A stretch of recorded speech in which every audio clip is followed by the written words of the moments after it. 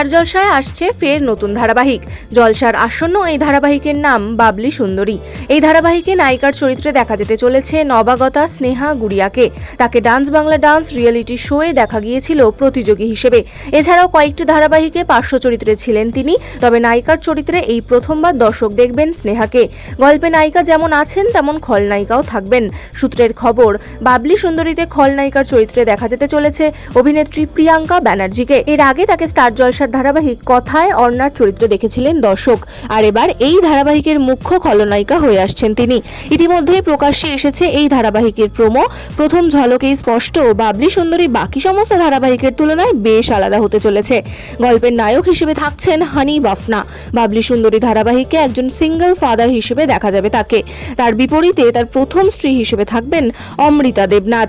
এছাড়াও গল্পে থাকছেন শ্রীনিকা ও বিয়াস ধর। এছাড়াও এই ধারাবাহিকের মাধ্যমে বহু বছর পরে ছোট পর্দায় দেখা যাবে অভিনেত্রী পুষ্পিতা মুখোপাধ্যায়কে। তো বন্ধুরা, এই বিষয়ে তোমাদের কি মতামত জানাতে পারো কমেন্টে। আর এরকমই অনেক নতুন আপডেট পেতে সাবস্ক্রাইব টলিফেস।